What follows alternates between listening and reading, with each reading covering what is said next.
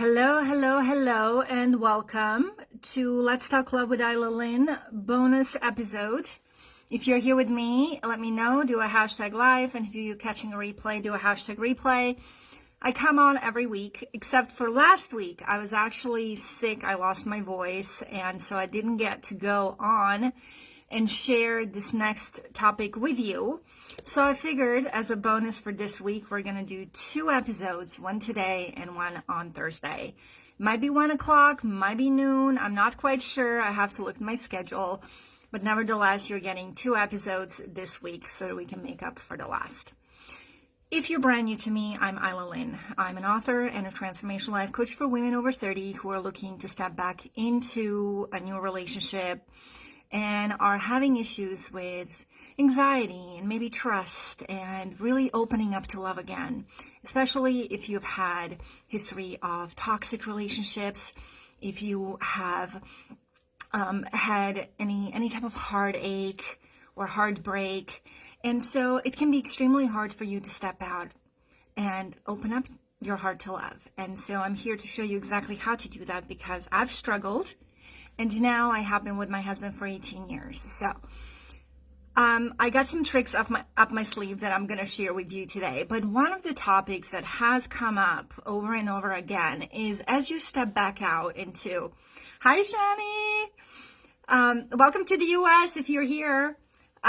So if you are someone who has put yourself out there and you're feeling a real attraction towards someone that you barely know, and you're wondering, why am I so obsessed or why am I so drawn to someone, then that's exactly what I'm going to share with you today.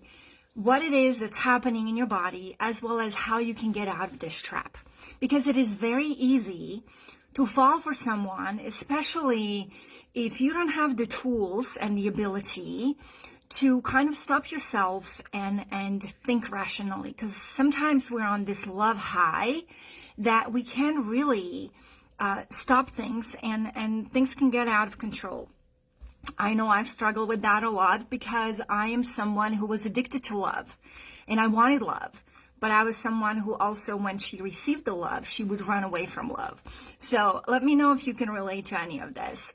But nevertheless, if you are brave enough to put yourself out there and you're feeling a real strong connection with someone that you either just met or you're getting to know, or maybe you're just seeing them around at your coffee shop, at the gym, at your kid's school, and you're having these feelings every time you think about them, what's happening in your body? Actually, you've created a chemical reaction that is giving you the serotonin and oxytocin and making it really pleasurable to think about it. And so every time you think about that particular person, you're feeling warm and fuzzy on the inside, which means that you may feel like you're falling in love with someone that you barely know. And if you do this often enough, if you do this long enough, then you're going to start to develop these emotions that may be really hard to manage and keep in check. And so if you find yourself falling for someone, it's because in your head you've created this fantasy, this story about you and them together. If you recall, probably back in high school, you had a crush. And you would go home and you would draw hearts and write your name with his name. And you would sort of live the fantasy as if you guys were together. They may have been someone that you knew or hung out with, or may have been someone that you kind of watched from the sidelines. But you've developed this emotion or this emotional reaction toward them. And every time you saw them, you had that adrenaline boost and you felt happy around them. So that happens to adults, especially us being in middle age as well. It can happen, especially if you've been out of the dating world too long, because most of us have had relationships, right? So if I were to get out there and start to date again, those are the things that I would probably want to pay attention to, because now that I have the skills to regulate this reaction that I have towards someone, I can stop myself and identify these things in me. Like, why am I feeling such a strong connection to someone that I barely know? Like, what is the underlying feeling that I'm looking for? What is it that I'm kind of basking in? What is it that I'm enjoying with this individual, and why?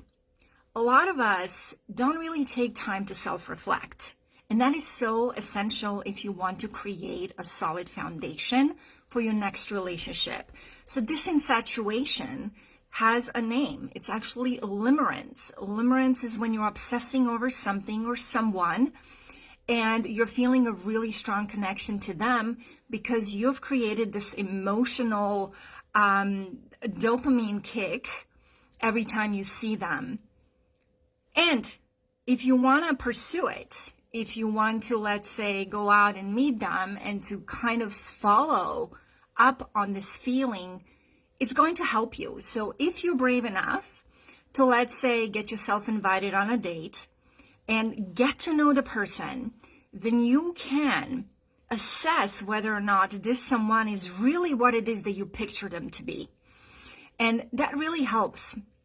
I have to tell you, when I was working, there was a guy in my office that I would see every day in the parking lot, in a hallway, and I started developing feelings about him because I would find myself thinking about him when I was off work. And it was really odd because I had no idea who he was, what he was about, but I had this connection, this I don't know, it was like very magnetic. And when I got a chance to get to know him, I discovered that he's not all that I panned him up to be in my head. And so it helped me move on. So if you're infatuated with someone right now and you don't quite know what it is that you need to do, then I invite you, explore it. Because you might see that this person is not really all that it is panned up to be in your head. And so you can move onward. And if you're not brave enough to pursue that and you want to refocus, you can do that as well by intentionally choosing to remember that these thoughts that you're creating actually are stored in your subconscious the more you reinforce them.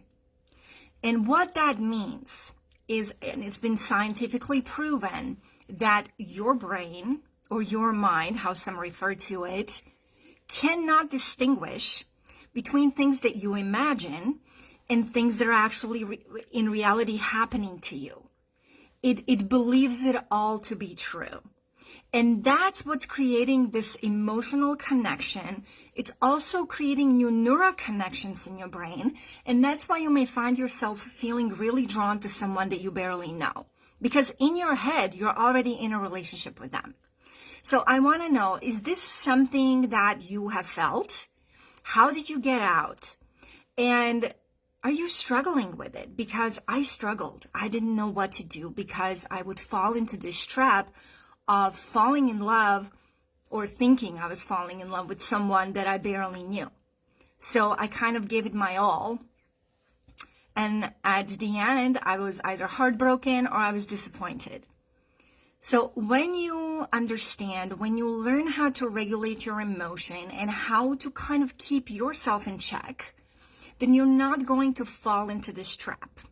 And that is so crucial, especially if you go out and you meet different kind of individuals. The dating world is sort of your ocean of exploration. And that's the fun part about dating, because you are going to meet different personalities, you're going to have different experiences. That's what it's all about. But it's important to really keep in check what it is that you are feeling toward a certain person. You know, did they earn the right for you to feel that way about them?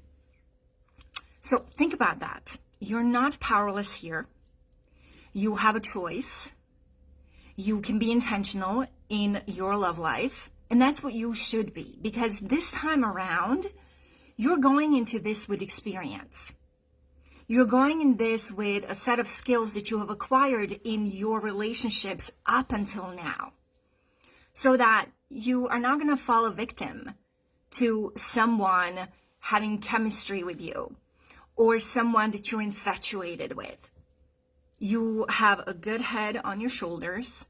You know what it is you want in a relationship, and you know when to stop yourself in your tracks if you start falling too soon and too quick.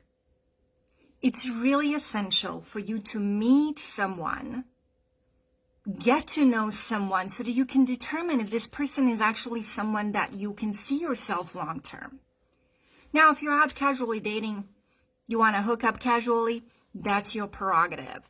So you do you. But the point is that if you want a long-term monogamous relationship, then you have to do it intentionally. So let me know what came up for you. Put it in the comments. And I will be back on Thursday with a topic on cheating. Is someone a cheater? Or no, is someone a cheater if they cheated in the past? Well, let's unpack that in a couple days. Have a wonderful day, and I will see you guys later. Bye.